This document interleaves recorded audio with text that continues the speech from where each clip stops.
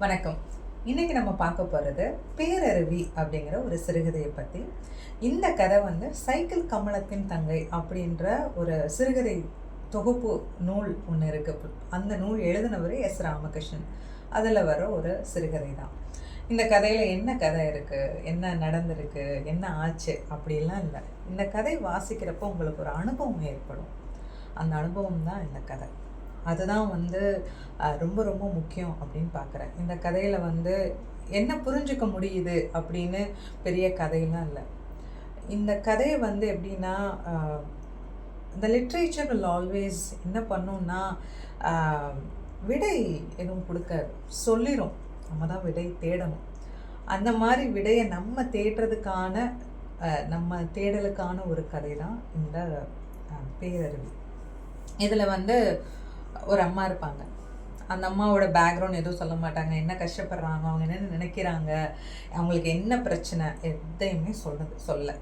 அந்த அம்மாவுக்கு ஒரு பையன் ஒரு பொண்ணு இருக்கிறாங்க. அந்த அம்மாவுக்கு அந்த பையனோட பயங்கர ரொம்ப பிடிக்கும் அவங்களுக்கு. அவங்க எங்கேயுமே போக மாட்டாங்க. காலையில் எழுந்திருப்பாங்க, வீட்டில் சமைப்பாங்க, எப்பவும் போல் அம்மா என்ன வேலை செய்வாங்களோ அந்த வேலையை செய்வாங்க. ரிலாக்ஸ் பண்ணுறதுக்கு எங்கேயுமே போக மாட்டாங்க. அவங்க வருஷத்துக்கு ஒரு 4 முறை தான் கோயிலுக்கு கூட போவாங்க. அது கூட ரொம்ப ரேர். எப்போவுமே வீட்டில் இருந்து இந்த வேலையவே பார்த்துட்ருப்பாங்க. அவங்க கணவரை பற்றி, கணவர்னால் ஏதாவது பிரச்சனையா அப்படிலாம் எதுவும் இந்த கதையில் சொல்லலை. இந்த கதையில் அவங்க முக்கியமாக என்ன பேசப்பட்டிருக்குன்னா, இந்த அம்மாவும் குற்றால அருவியும் தான் இந்த கதை முழுக்க இருக்குது. இந்த அம்மா என்ன பண்ணுவாங்கன்னா, வருஷத்துக்கு ஒரு முறை குற்றாலம் போயிடுவாங்க. சும்மா ஒரு நாள் போய் குளிச்சுட்டு வர ஆள் இல்லை. ஒரு வாரம் அங்கே தங்கியிருப்பாங்க. பையனை கூட்டிகிட்டு போயிடுவாங்க. ஒரு வாரம் அங்கே தங்கி அந்த அருவியில் நின்றுட்டே இருப்பாங்க. அருவி கூட அப்படியே ஐக்கியமாயிடுவாங்க. இந்த அருவியில் குளிக்கிறாங்க அப்படின்னு சொல்கிறதே எனக்கு ரொம்ப அபத்தமாக இருக்குது. ஏன்னா அந்த கதையை ரொம்ப ஆழ்ந்து படித்ததுனால இந்த அருவியில் போய் அவங்க குளிக்கிறாங்க. குளியல் அப்படிங்கிறது வேறு. ஆனால் அந்த அம்மாவுக்கும் அந்த அறிவுக்குமான கனெக்ஷன் ரொம்ப ஸோ ஸ்ட்ராங். அவங்க போய் அந்த அருவிக்கு கீழே நின்றுக்கிட்டே இருப்பாங்க. அந்த அருவி அவங்க மேலே விழுந்துக்கிட்டே இருக்கும். நாள் முழுக்க நிற்பாங்க. நாள் முழுக்க அந்த அருவி கீழே நின்றுட்டே இருப்பாங்க. மெதுவாக அந்த தண்ணிக்கு பின்னாடி போவாங்க. போய் ஓரமாக நிற்கிறப்போ, இந்த அடுத்த பகுதி ஆண்கள் நிற்கிற பகுதி இல்லையா, அவங்க அதில் யாராவது இந்த குளிக்கிறப்போ உடை நகன்றுச்சுன்னா கூட பக்கத்தில் இருக்கிறவங்க வித்தியாசமாக ஒரு ஆண் பார்த்தா கூட அவங்களுக்கு அது ஒரு ரொம்ப அற்பமாக, இது ஒரு சதை பிண்டம் பார்க்குறேன்னா பார்த்துக்கூடா அப்படிங்கிற அளவுக்கு அவங்களோட மனநல மாறிடும். அவங்க அந்த அருவியோட ஐக்கியம் மாறாங்க. அந்த அருவி அவ்வளோ பிடிச்சிருக்கு. அவங்க பையன்கிட்ட கூட கேட்குறாங்க, இந்த அருவியை பார்த்தா உனக்கு எப்படி இருக்குது அப்படின்னா, அந்த பையன் இல்லை எனக்கு தெரியல அப்படிங்கிறப்போ அவங்க சொல்லுவாங்க, இந்த அருவியை பார்த்தா அந்த அருவியில் நான் குதிச்சு செத்துறலாம் போல் இருக்குது அப்படின்னு சொல்லுவாங்க. அதே போல் இந்த அருவியில் குளிக்கிறப்போ ஆசிரியர் என்ன சொல்கிறாருன்னா, அது குளியல் இல்லை, தவம், ரகசியம், விளையாட்டு, மர்மம், இவையெல்லாம் எனது யூகங்கள், பெண்களுக்கு மட்டுமே தெரிந்த ரகசியம் என்றும் அதை கூறலாம். பெருமலைக்கு தன்னை ஒப்பு கொடுத்து கொள்கிற பூச்செடியைப் போல அம்மா நின்றிருப்பாள்.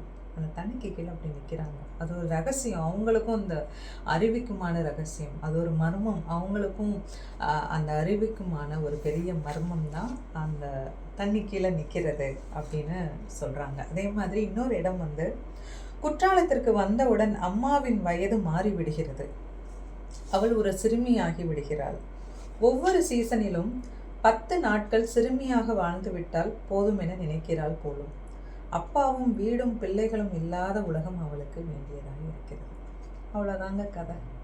இதுதான் கதை. நான் இன்னொரு முறை இந்த இதை வாசிக்கிறேன்.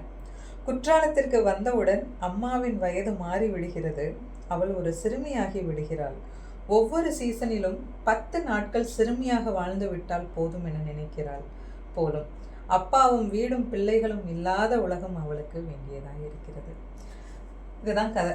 அந்த தண்ணி கூட இருக்கிறது, தண்ணியில் நிற்கிறது, அந்த அருவியில் நின்று ஆத்மார்த்தமாக நிற்கிறது தான் இந்த கதை முழுக்க இருக்குது.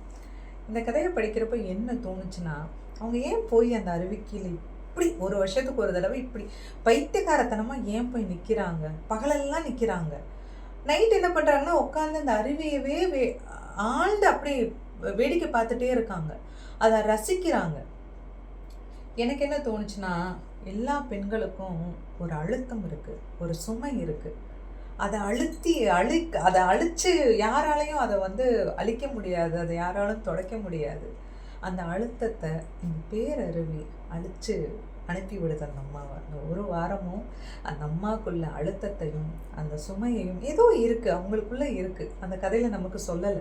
எல்லா பெண்களுக்கும் தெரியும். படிக்கிறப்ப நமக்கே தெரியும். என்ன வகையான அழுத்தம் இருக்கு, என்ன வகையான சுமைகள் இருக்கு. அதையெல்லாம் ஈஸியா நம்ம என்ன சொல்றது? அழிச்சிட முடியாது. ஆனா அந்த அருவி அத செய்யுது. அந்த அருவி வந்து அவங்களுக்கு ஒரு அம்மா மாதிரி இருந்து ஒரு ஆறுதல் சொல்லுதோ அப்படின்னு நான் நினைக்கிறேன். ஒவ்வொருத்தவங்களுக்கும் ஒவ்வொரு மாதிரி. ஒரு சிலருக்கு அருவி தேவைப்படுது. ஒரு சிலருக்கு புத்தகங்கள். ஒரு சிலர் ட்ராவல் பண்றாங்க. ஒரு சிலர் சாப்பிடுறாங்க. ஆனா இந்த அம்மாவுக்கு அருவி. அந்த அருவியோட அது ஏதோ அவங்கள அணைச்சு, அவங்க அவங்க அவங்க எல்லாத்தையும் அ அ விடுதலை குடுக்குதோ அப்படின்னு நான் நினைக்கிறேன். அந்த பையன்ட்ட சொல்றப்ப கூட அதில விழுந்து நான் செத்துறணும் மரணம் செத்துறணும்னு நினைக்கிறாங்கல்ல. அது அதோட கலந்துறணும். Somewhere she is so much connected to that பேரருவி. அப்புறம் இவங்கெல்லாம் ஊர்லேருந்து வந்ததுக்கப்புறம் ஒரு வாரம் இருந்துட்டு வந்ததுக்கப்புறம் எதுவுமே கேட்க மாட்டாங்க. அவங்க பொண்ணு தான் சமைச்சிட்ருப்பாங்க. என்னாச்சு? எப்படி சமாளிச்ச? என்ன செஞ்ச? எதையுமே கேட்க மாட்டாங்க. அப்போ அந்த பையன் ஒரு இடத்துல சொல்லுவாரு, அக்காவை வந்து அப்போ பார்க்குறப்போ அம்மாவோட ரொம்ப வயசான மாரி எனக்கு தோணுது அப்படிம்பாங்க. ஆனா அம்மா வந்து குளிக்கிற அந்த அருவியில இருக்கிறப்போ சிறுமி மாரி ஆயிடுறாங்க. ஆனா அக்காவ நாங்க வந்து அருவி குற்றாலம் போயிட்டு வந்த உடனே பார்த்தோம்னா, அவங்க வந்து வயசான அவங்க வயதுக்கு மீறின வயசான மாரி இருக்கு. அப்ப நம்ம என்ன புரிஞ்சுக்கிறோம்னா, இந்த வீட்ல இருந்து வேலை பார்த்து பார்த்து வீட்டுக்கான ஓட்டம் இருக்குல்ல, அது பெண்களை என்ன பண்ணுது அப்படிங்கிறத நம்மளால புரிஞ்சுக்க முடியுது. அதுக்கு தான் சொன்னேன். இந்த கதை is an experience. The story is an experience. ஒரு அனுபவம். அதை படித்து உணர்வுபூர்வமாக நம்ம புரிஞ்சுக்கணும். கடைசியாக இந்த அம்மா வந்து உடம்பு முடியாமல் போயிடும். அதுக்கப்புறம் கேன்சர் வந்துடும். அப்போ அவங்க பையன்கிட்ட சொல்லுவாங்க, நான் இறந்ததுக்கப்புறம் என்னோடய அஸ்தியை வந்து குற்றால அருவியில் வந்து நீ கரைச்சிடணும். அவங்க பையனும் சரின்னு சொல்லிவிட்டு அவங்க அம்மா இறந்ததுக்கப்புறம் அந்த அஸ்தியை வந்து குற்றால அருவியில் வந்து கரைச்சிருவார். அப்போ கூட எனக்கு என்ன தோணுதுன்னா, சாகுற வரைக்கும் உடம்பு முடியாதப்போ என்னென்ன வாட் ஷுட் ஹவ் அண்டர்கான்னு நமக்கு தெரியாது. நிறைய பேரை பார்த்துருக்கேன். இந்த கேன்சர் பேஷண்ட்ஸாக இருக்கட்டும், ரொம்ப ஒரு ஒரு வயதானதுக்கப்புறம் உடல் முடியாமல் போகிறப்போ ஒரு தனிமை அவங்கள ஒரு பெரிய பேரழுத்தம் கொடுத்துருது. அதை இந்த அஸ்தியை வந்து ஒரு வேளை நான் இறந்ததுக்கப்புறம் கூட இந்த அழுத்தம் இல்லாமல் என்னோடய அந்த டஸ்ட்டு வந்து போகணும் அப்படின்னு நினைக்கிறதுனால தான் கடைசியாக கூட அந்த பேரருவியோட ஐக்கியமாகணும் அப்படின்னு நினைக்கிறாங்க.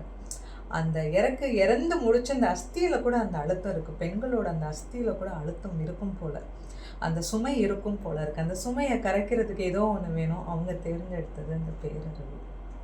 ரொம்ப ரொம்ப பிடிச்சிருந்தது. ரொம்ப எனக்கு ஒரு முறை குற்றாலம் போயிட்டு வரணும்னு கூட தோணிருச்சு. அந்த அவ்வளோ தூரம் ரொம்ப அழகாக இந்த கதையை சொல்லியிருந்தார்.